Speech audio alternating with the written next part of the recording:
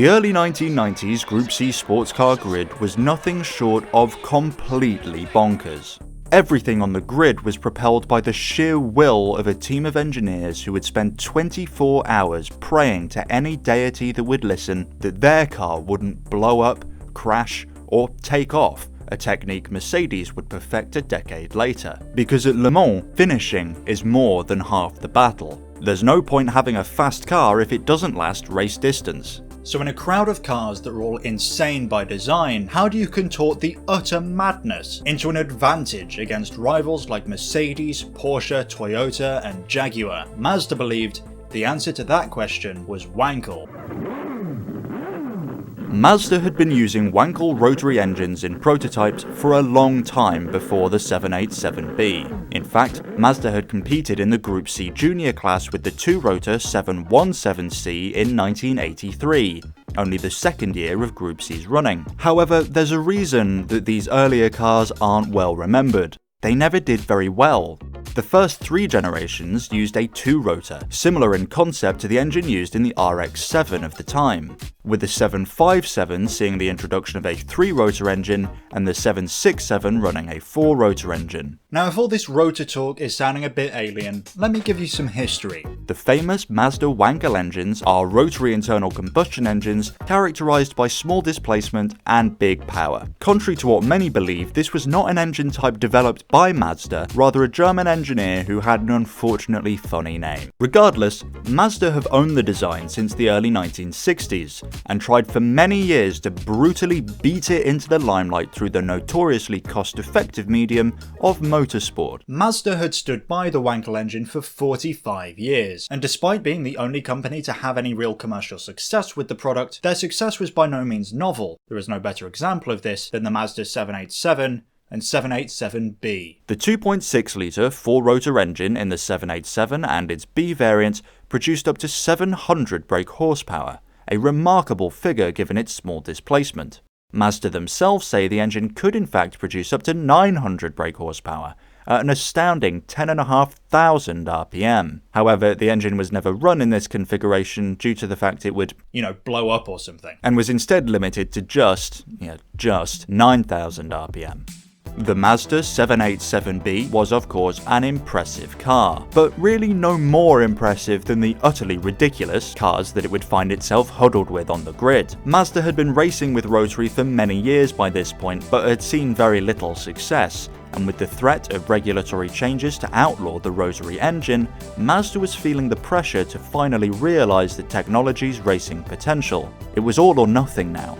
Its monocoque chassis was made of a combination of Kevlar and carbon fibre composites, and the body panels too were made of carbon fibre composite. This meant the car was very rigid, but more importantly, very, very light. In combination with the very small displacement rotary engine, the entire car weighed just 830 kilograms, giving it a power-to-weight ratio of over 840 brake horsepower per tonne.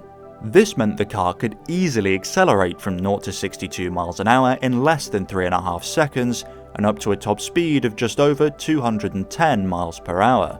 If you're enjoying the video so far, tap the like button. It makes a big difference. Thank you. A few of you at this point may be confused, wondering how a car could run under the 1,000 kilogram class weight limit introduced in the early 1990s. Now, the answer to that question is that Group C wasn't one class, rather two classes playing by slightly different rules. Most of the famous Group C cars were in Class C1, however the Mazda 787B was in Class C2. The C2 class was meant for small manufacturers and privateer teams, and allowed for lighter cars, but they had to run smaller fuel tanks and use less fuel. For Mazda's relatively fuel-efficient new car, it seemed like a no-brainer. See, in spite of the impressive figures I was talking about a minute ago, the car was pretty badly underpowered when compared to its competition.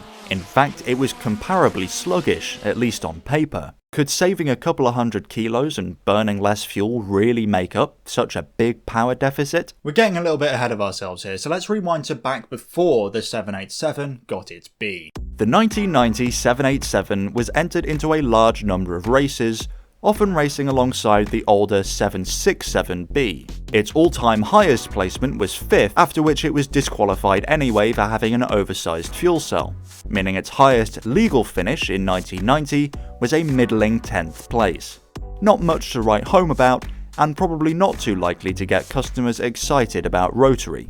Encountering a number of mechanical and electrical failures, and having not come close to winning any event it entered, it became clear to Mazda that the 1991 racing season desperately needed to be different. In 1991, the 787B was rolled out just after the start of the season. The B denotes an array of minor tweaks and upgrades over the older 787, which allowed it to perform noticeably better during testing, saving multiple seconds on test laps in Japan. It achieved a couple of 6th place finishes, but nothing outstandingly impressive.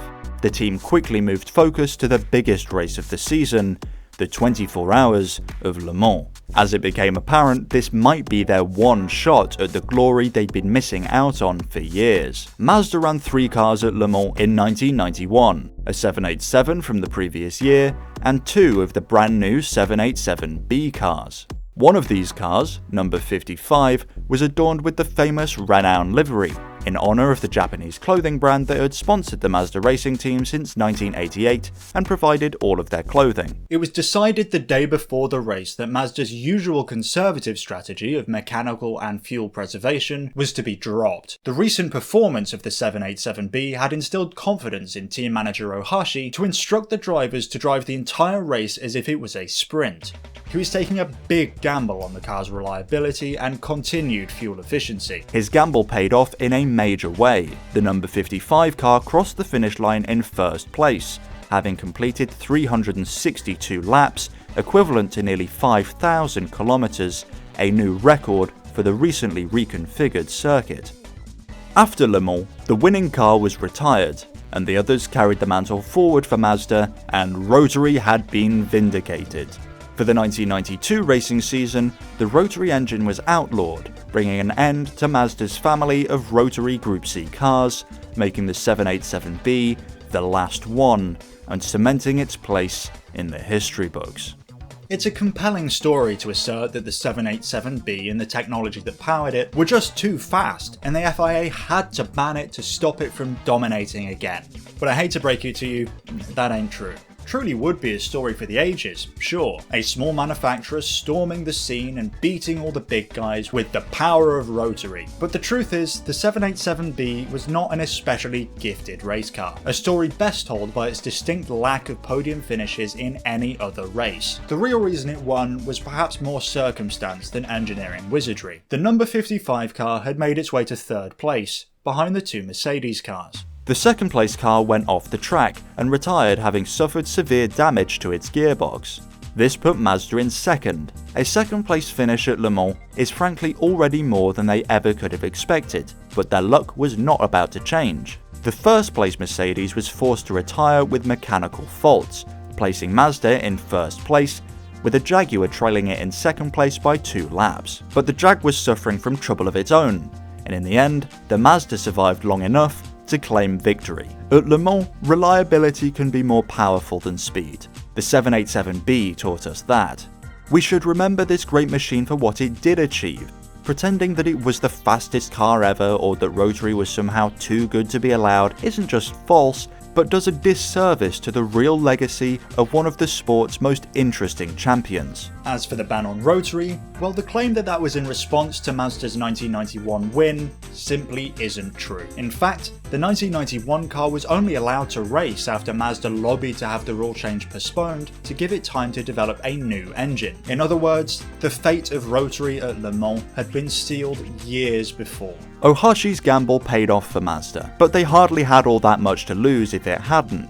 I can't speak to the feelings within Mazda at the time, but I have to imagine that the decision to just go ham in 1991 was less a calculated decision and more sheer desperation to try and find a result to justify their years of dedication to a technology that unfortunately just didn't love them back anywhere near as much. So why did this oddball Le Mans winner, with an interesting story but not very much more, manage to become one of the best loved and most deified cars of the Group C era? Well, I think the answer is probably Gran Turismo. Now, the 787B isn't the only car to have its status rise alongside Gran Turismo.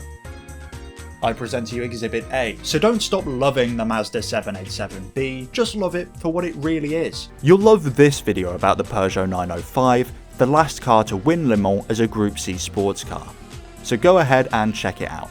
Thanks for watching, and until next time, goodbye.